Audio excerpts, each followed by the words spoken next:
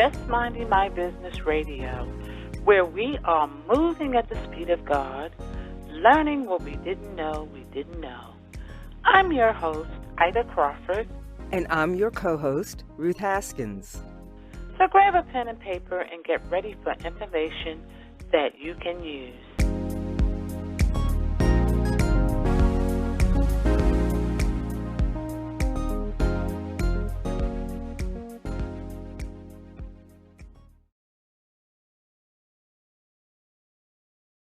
Welcome to the studio of Just Minding My Business Media, LLC. We hope your day is bright and beautiful, and you are making progress with what you hope to achieve. 10x your business starting today with digital marketing from Just Minding My Business Media, LLC on JMMB Media TV or Mindset Movers TV. jmmbradio@gmail.com. Whether you succeed or not is irrelevant. There's no such thing. Making your unknown known is the important thing. Georgia O'Keeffe. Today we welcome Bernadine Franco, who is an art historian, educator, writer, and host of Beyond the Paint with Bernadine podcast. Her work amplifies and celebrates the voices of female artists, exposing the art lover, feminist history nerd, or lifelong learner to the astonishing beauty of women's inner lives. It is through women one can experience the visual world in new and daring ways. Welcome, Bernadine. Yes. Thank you. I'm so privileged to be here. Thank you very much. Yes. So tell us, how did you get on this road? Tell us about the journey. How I got into the arts? Oh, it began, I was a younger mom with a little baby in my arms, and I was actually looking for things to do for free. And I stumbled on the Wadsworth Atheneum in Hartford. It's a museum, a visual arts museum. Never been there before. Walked in with my little boy, and that's where I discovered art. Wow. And I fell into these panoramic landscapes, art that for me didn't make any sense because it's just, shapes and forms. And from those experiences and those visits, I was pursuing a degree in English. I changed it. I went to art history, and then I pursued a master's, and that's how I got into teaching and such. So it really started, I always say that my little boy was a springboard to this love affair I have with the arts. That's a beautiful story. Yeah, and you just never know how you're going to fall into whatever you decide you're going to do. And it's 9 times out of 10, it's never, ever anything that you planned. And that was 37 years ago. So it's been a long journey, a beautiful journey for me. Yes, it sounds like it. And I can tell by the energy in your voice that you really, really love it. So talk a little bit about the educational part and what do you do there? So I teach survey art history courses to higher education students. I teach at a community college. I also teach at a private women's college. And these survey courses, a lot of times, art courses, especially survey ones, are required for students. But my hope is always that these classes are like a portal for students to see the visual world through artists. That's the wonderful part of it. And I also have the freedom, and Ruth mentioned about this love I have for women artists. There's what they call the canon of art, which is sort of like, those iconic works that make up the story of art, especially in Western art. But a lot of times it leaves out voices. It leaves out the voices of women. It often leaves out the voices of people of color and other influences. So I have that opportunity in the classroom, as well as other professors, to incorporate that. So that really, I think it really connects students. And to be honest, the world itself is also changing. The patriarchal white artist is being, not tossed. It's just not even set aside, but those other voices, from Black artists, Latino artists, and women and transgender, et cetera, are now being incorporated into that story. So could you tell us a little bit along that line? Could you backtrack a little bit and talk about art history? What really is the study of art history? So it's visual representations over a period of time that have been developed through different cultures, different places. When we say like Western art, we're talking about art that's come mostly out of Europe and America.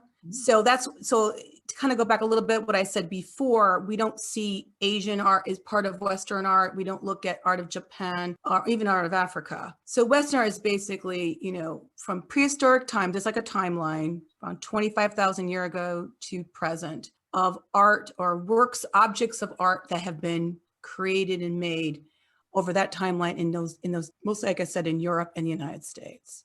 And art historians will kind of organize that art. Do you see what I'm saying? They organize it into movements, they organize it into timelines, cultures, etc. So that's kind of the broad sense of what art history is. When it comes to Aboriginal or Indigenous art, where does that fit in? Great question. So, I mean, does it fit in? When I think about art history and the canon of Western art, I'm thinking about those kind of seminal texts. So in many ways, Indigenous art is left out of that canon. So, and I apologize that I should have brought that in, because that is also changing, where we can now see more even Indigenous voices. Again, they also created the most beautiful works that have so much meaning. So, but in general terms, yes, it doesn't always include that either. Because you're interested in women's art, bringing those different voices in. Mm-hmm. And you mentioned how times are changing. Mm-hmm. What are you seeing? So one way I see it very tangibly, for example, the Museum of Modern Art reorganized their collection. So they tell the story of modern art, which starts around 1870s in Europe, mostly Paris. And you have anchored artists, pioneers in different movements, like Cezanne, and moves into Picasso, all these. And that's how you follow it. You follow it through the gallery spaces. They changed the galleries now to include women, people of color in that story. So for example, one thing that comes to mind, there is a incredible piece by Picasso in the early teens. These 5 women, Demoiselle Davion, and next to it is a Faith Ringgold, who is a Black woman artist known for quilt, and she has an arrangement of people, but people of color. So this didn't happen before. It was basically, the story of art was white, patriarchal, and that's how we moved through it. That's how I saw it. I've seen it. I also seen just more and more this awareness of the contributions of women. Definitely, like in the 70s, we have the feminist art movement. That's where women really inserted themselves in the story of art. And, it just progressed more and more.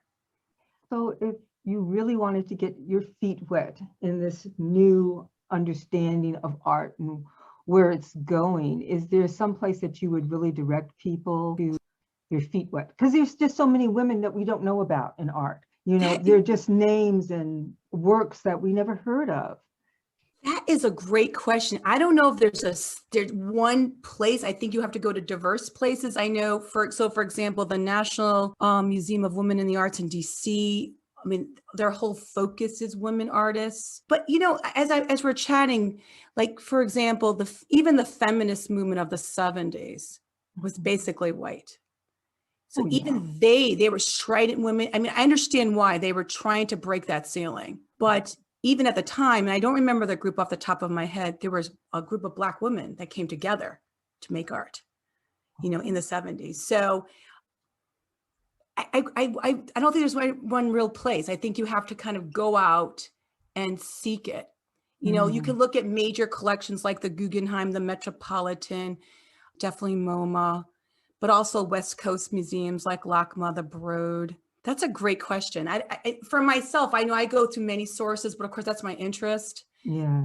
More and more podcasts, just that's the arena I work in. Also focus on women. I'm not the only one that does that. So, and there's more books, etc. So I think you need to have just a curious mind, kind of go into a collection and then seek it out. I think that's what I would do.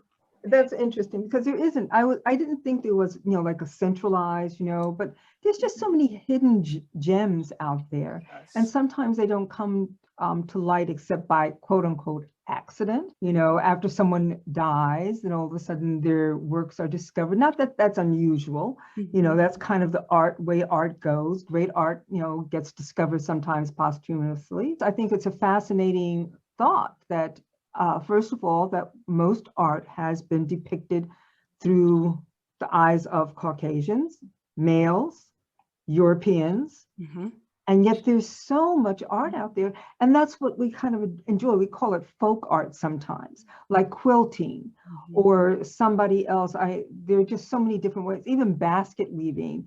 Some people have taken it to an art form. There's just, what is the other thing? Embroidering, you know, things like that, that people just normally we don't think of. We never thought of women's work as ever being art.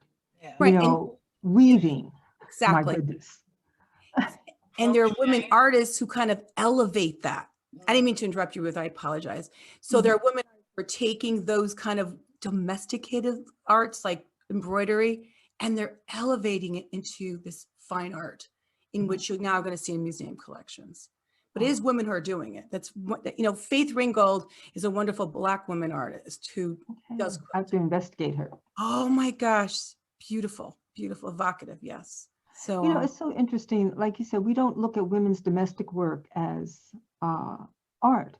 And yet I remember distinctly, and when you talk about quilts, this was years ago. I went to visit a friend. Her aunt had passed, and we were in the aunt's bedroom. And I turned around and looked at the bed, and it was this amazing quilt. It was so spectacular in detail, and it was all hand done. And this had to be, it had to be 50 or 60 years old by that time. And I always wondered what happened to it, because it was absolutely exquisite.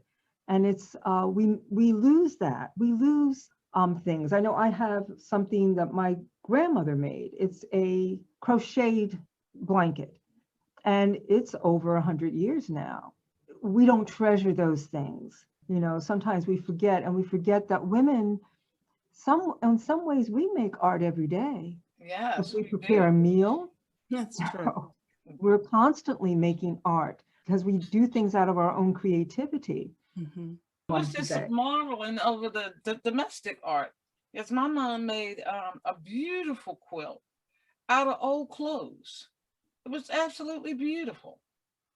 And I was like, this is awesome. You know what I mean? So I think I like what you said, Ruth, about, you know, the regular domesticated art that people don't think about. I mean, I crochet, haven't done it in a minute, but I really enjoyed it. And I made I thought some really nice pieces. And I think that's the thing about art, is that you at the beginning, you said that you don't paint. I also had a fabulous quote from Vincent van Gogh that basically says that anybody who says that they can't paint, and then that voice will be silenced. So anyway, and I've tried. I had a friend about a couple of months ago, we had a paint party via Zoom, and she got me started with my own little, I call it ugly art. And there is just nothing wonderful about it, but it's the joy of doing it. And I think as an art historian and in your travels,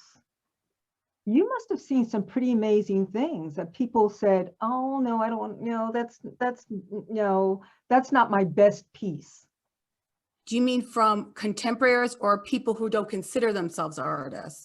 People who don't consider themselves artists, or even contemporary artists who will say, you're looking at all the things that are kind of known, and they've got this other one over in the corner, and they'll say, no, that's not my best. No, I don't want you to see that. And then when you see it, you're looking at it and going, well, that's that's an interesting point, because before, the viewer or myself, like this, I called myself like the spectator. You're right. My interaction with the art it becomes very personal. And you're right. It could move me.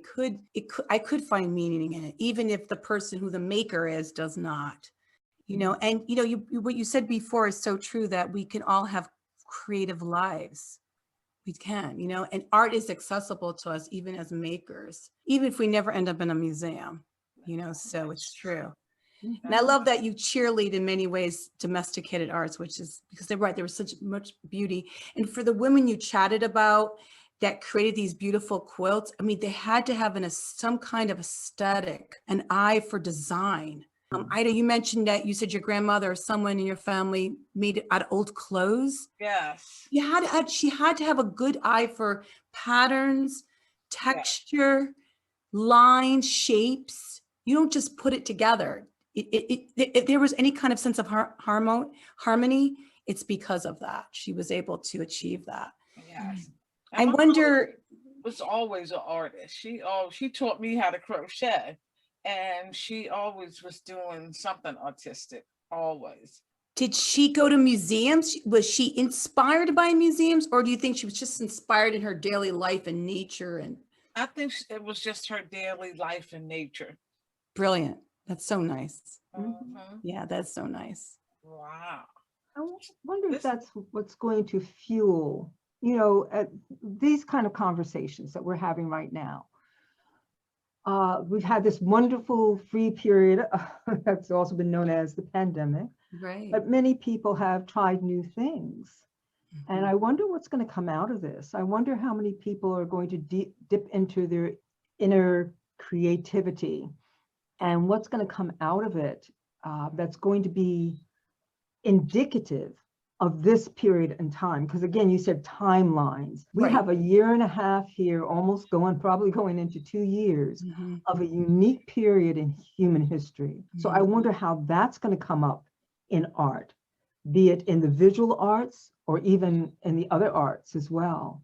It's interesting you bring that up, because I know for the women artists, contemporary women artists I have on my podcast, one of the things that they lament over is that, you know, I make art, but I can't show art, especially during the pandemic. They weren't able to show, they couldn't have shows, everything got canceled. Things, you know, like a podcast helps, you know, amplify their voices or illuminate their work through that arena, you know, the podcast, YouTube, things like that.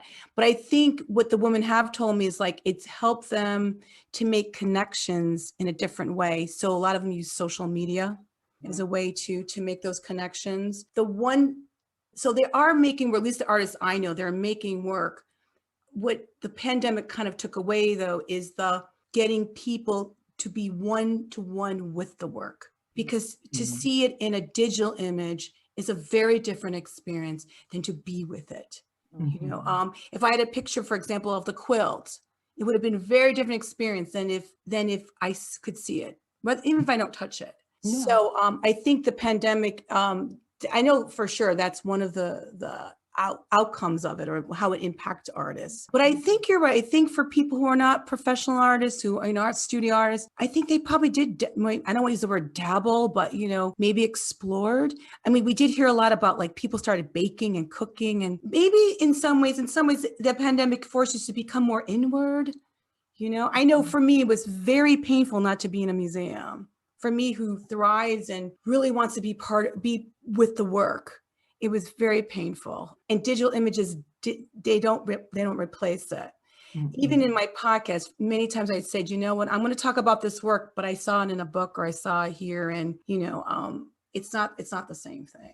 Well, I just saw on the news yesterday that this in Chicago, they opened up this art exhibit where they have with regular art, they have implemented light and animation, and pretty much are making the paintings come alive.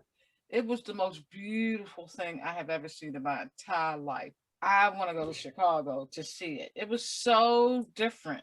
So different. They had like a light show. Oh, I've heard of this. Yes, it was in New York too. I forget the name. I didn't have a chance to see it. Yeah, I don't remember the name, but it was very, very moving how they took like a Picasso painting, and then in the background they had movement and animation that made it appear to be alive.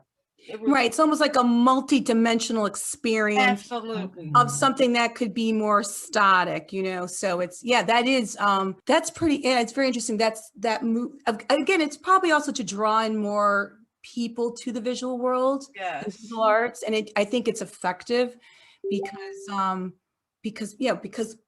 of animation and digital. And I would also argue at the same time to contemplate, you know, a Rembrandt's self-portrait, or, I think they did it with Van Gogh, and they did do it with Picasso. It's another kind of experience. Yes, it is. So I'm glad in a way museums are opening. They have, in fact, I went to the Met to see Alice Neal, and there was a line. And I went 2-3 months earlier, it was no line. It was dead. So it's nice to have people, because even experiencing art with other people next to you is its own experience. It's a totally different experience. Yes. That person who steps up next to you and looks and may even ask you, what do you see? And then when you have that conversation start, it's like you're seeing different things, you have different perspectives. It's totally different. So I guess I want to ask you one more question. I could have loads of questions for you. This is a fascinating topic because, like you say, you observe art. You're the observer. You stand back and you look at a piece and get the feel for it, what the artist intends. Have you seen anything recently in your contemporary artists, I mean, even digitally, that they've done? Because again, it goes back to that timeline. We're in the 21st century. We have had some art, but I think the moment, it's just like in the 20th century, Vietnam, civil rights, all of that impacted the art world.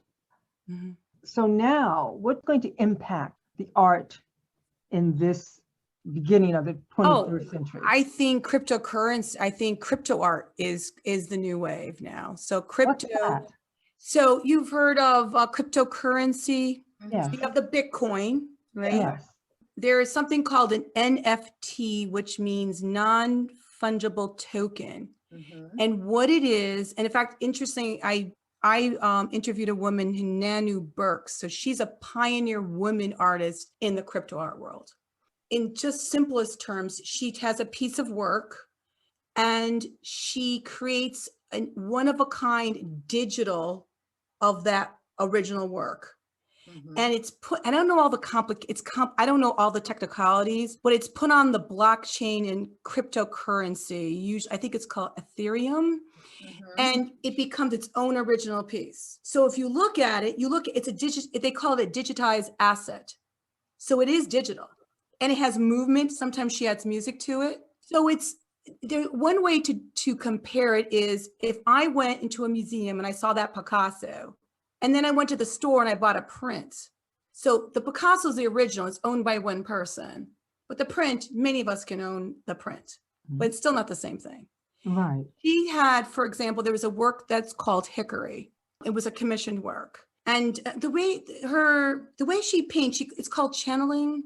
So she kind of connects with her own spirit, and she moves across the canvas pretty quickly. She puts like these bands of color. She also puts some objects that are recognizable, like a wolf's head. There was like an eye, just different kinds of, but most of it's abstract. And so she sells that, but then she takes a digital image of Hickory. She creates again, a digital work that cannot be replicated.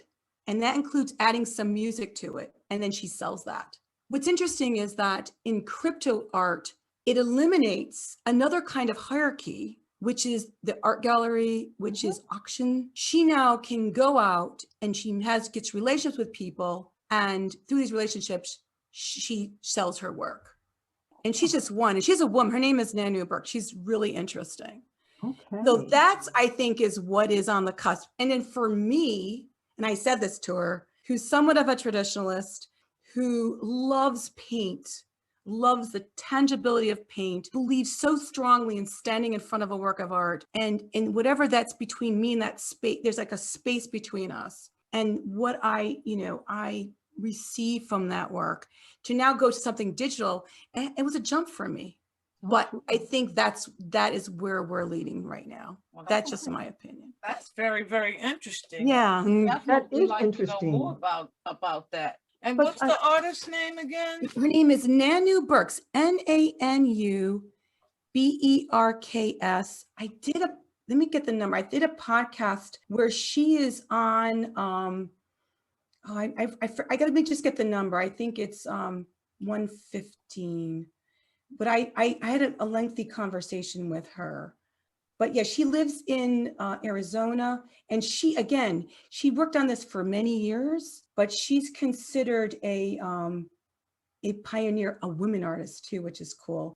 Okay, Yeah, that's so one more we can question. definitely put that in the chat box for We'll us. put that in the chat box. My apologies. I just remember, I had that conversation of just a couple months ago, like a month ago. I think it's like episode 115, but I don't remember. So I'm curious though. So This let is me just ask if it's a people wanna fabulous follow- idea. Go ahead, Ida. I'm I sorry. just want to get some info from you. If Yeah. people want to follow you Mhm. and get in on your podcast, how do they do so? So I'm on, wherever you listen to your podcast, Apple and Spotify. It's Beyond the Paint with Bernadine. The episode I was talking about the crypto artist is episode 115, so you can listen there. I'm also on Instagram, Beyond the Paint with Bernadine. It's Beyond the Paint W Bernadine, and also my website, beyondthepaint.net. Okay, really different and Yes. interesting conversation. We haven't interviewed an artist that doesn't do art. No, Okay. Yeah, Well, this is I different. want to say I do appreciate so much that, and I didn't expect the conversation to turn quite like this, but you gave so much reverence to the regular women, quote unquote, to women in your life that made works that so touched you, like the quilts, so I think that's just wonderful. So thank you. That's Okay. that you hold on their memory that way through Oh, their yeah. work. Oh, Yes, yeah, it is. Carry that way. That's their legacy. absolutely. And in to Ruth's work, they'll never be in a book. They'll never make that text or whatever, and they won't be in a museum collection. But look how their legacy of creativity Yes. touched your lives. It's really wonderful. That's true. Yes, it That's is. very So true. thank you. Yes, it is. You know, I find something very interesting. I'm just going to, this last one, I promise we're going to let you go. I understand like the crypto art, okay. But there's an emotional thing that goes on when you view art. Mm-hmm. What's going to happen? Take any piece of art. For some reason, I'm thinking sculpture. I'm thinking the Pieta. Okay. And you see it and you have an emotional reaction to it. Stunning. How can you have an emotional reaction to something that's digital? You don't, like you said, there's a space between you. There's literally a vibration that's going on. What's going to happen to that with the crypto art? I have to say, in some ways, Nanu convinced me that the experience of looking at that digital work, digital asset, I did feel that a little bit what I see when I stand in front of a painting. Okay. Maybe because maybe just Ruth, because I know in my own mind that it's an original work. So maybe that's part of it. There's that voice, but also too, it's not static. There is a sense of movement through it. Maybe that's it. But you're right. You have to almost open your mind to it. But very good point. Very good point. I think I don't have a real answer to it. I don't think paintings and sculpture will go away. I don't think it's going to replace it. I really don't. No. Or photography, none of those things. It won't replace it. But it's just another, I don't know, movement, trend. I don't want to say the word trend because I think it's anchored in something because remember, she makes something original by hand. She just transforms it into something else. So I think maybe that could be a little bit of the difference. I mean, reach out to her. She's also on Instagram. We could put in the chat. I think it's Nanu_Burks. She's worth looking into for sure. Okay. Thank you so much. Because this is the first time that I've ever heard of this. Yeah. Mm-hmm. I'm aware of crypto, with the Bitcoin and Ethereum and all of that. But art, this is just brand new. And I definitely appreciate you bringing it to our audience. Oh, you're welcome. It's called an NFT. And other people do, not just her, but it's cool to celebrate her because she's a woman and she's a pioneer in it. In fact, you know what I'll do? Because I do chat with her sometimes. I'm going to let her know that how excited you are about her and such. So yes, we will definitely be. Well, I will reach out to her and let her know, and I'll make sure she knows about this. Yeah. Okay. Absolutely. So this has been really fun. Same. You're a very fun person. And You are too. a love and life talking with you, and I can see Ruth is all glittering over there. Yeah, this was awesome. You know what I'm going brand to do? new. I'm going to email you Faith Ringgold's work. I have your email, so I will stay in touch with you, and I'll email. Yes, Please. absolutely. And Yeah. any artists that you feel like we would love to have on this platform, please send them our way. I will definitely. Oh, I see them all very much so. I have someone in mind. Definitely. I think Nanu, I think you should put her on personally. Yeah, Oh, we'd love to. I'll definitely Very cool. talk to her. And she's very articulate and she's so down to earth. She's very, so here's an interesting point about her life. She's lived mostly a nomadic life, grew up very poor, and never lived anywhere for very long in most of her life. But that informed her art, because she didn't have money, because all she had is what she could see in the world. Wow. You know, yeah, it's so cool. Oh my gosh, she's so cool. And you know, and she worked really hard for where she's at, for sure. So she's very interesting. I'm sure she has. And it's already interesting just you talking about her. Yeah. Wow. I'd love to meet her. Great, Bernadine. You are just inspirational and so Oh, many thank ways. you. So, again, how can people get in touch with you? My website, beyondthepaint.net. If you have ideas if you're a woman artist and you want to be on my podcast, I'm always open to meeting you. It's Bernadine at beyondthepaint.net, and on Instagram, Beyond the Paint with Bernadine. Yes. So thank you. Well, we definitely have to do this again. Yeah. And hopefully we can end up doing a live so that we can share, and maybe a couple of artists. Maybe we could just make it a party kind of fun. What a great idea. We should do that. Yes. That's a great idea. I would love to come on board for that. Yes. Yes. And then we can show their art and all of that while we're talking. So, yes. Okay, we sitting here making plans. We'll come up with something brand new, but I love the idea. I think people would really enjoy it. We're in such a technological world, and we're so busy running around. Even during the pandemic, we're still hectic, that we forget how important art is. Yeah. Oh, yes. That it is critical. So it has never gone away. It has always been a part of the human experience. That's right.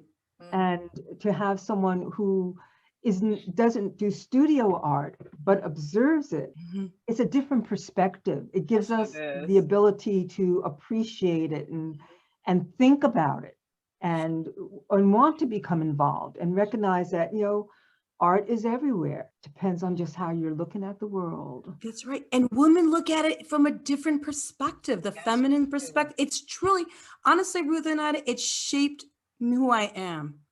I love those women. They're bold, a lot of them, they're kick-ass. They go out there, they do things that no one's done. They went up against the men. They're rock stars in that many ways, Oh, yeah. The way they show so forever, there's a traditional way of looking at the female nude. It's from back of Renaissance. It's artistic tradition. And then you have women in the 20th century that turn it right on its head. There's an amazing, I will send her, Renee Cox, a Black photographer woman who, oh my goodness, you have to look her up. Yeah. Talking about, I want to swear, she is so, amazing. I mean, with her gaze, she looks directly at you. Because what she does is she looks at the representation of Black women, especially in the 19th century. You learn through her the biases we've had towards Black bodies, and all comes again from this. A lot of it's from Europe, right? And she again turns on its head because the way she looks in the camera, amazing. I'm sorry, I'm just stumbling because I love her so much. That's okay. That's feeling it. So write her name down, Renee Cox. Yeah. And are we still being recorded? We're not recording. Yes, we're still recording. Oh, I didn't realize that. That's so cool. This is awesome. All right, and I feel bad because I'm stumbling on, like, there's a woman there's a woman from the 19th century from Africa and I forgot her name, and I apologize, but she was promised money and fame. She's brought over to England, and because of her body shape, the fuller hips, she's literally just put on a stage for money, prodded at. She dies very young, and I've seen that. I've seen that. And it's so sad what they did. Yes. But that there was a prevailing bias towards Black women that follows right through the 20th century. I mean, it's just, and then there's Renee Cox. It's on these prosthetics, looks straight into the camera with that gaze, and she commands space. She turns it all around, like I said. So Wow. Well, I have to check that one out. Yeah. She's internationally known. I don't know her personally. I hope you can ever meet her one of these. We're going to connect. And You can do it, Ida. I think you can do it. Because she's known all over the world. Yes. And now that things are opening up, we're looking forward to doing some on-site stuff, filming and things like that. So Connecticut is not that far. Yes. It's a train ride away. Oh my God, we should I would love that. We can even meet in New York if you want. Yes. We love that. Exactly. So I'm looking forward to we can meet at a museum. I love it. I love it. Well, Miss Bernadine, we could go on and on and on with you. Yes. But we're definitely having you back. You already know. We have met, and now it is on. Thank you. It was an honor. It was a privilege. Thank you so much. Thank you. We truly appreciate you. Your business, through Just Minding My Business Media, has exposure on internet radio, major social media platforms, and now TV. Through Just Minding My Business, dynamic digital marketing platform. Don't listen to the word on the street. Hear it for yourself.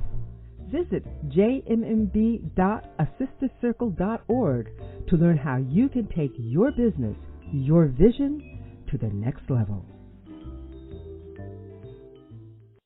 Voiceovers by RCH VoiceWorks, for when you want to be heard. Call 443-620-4115.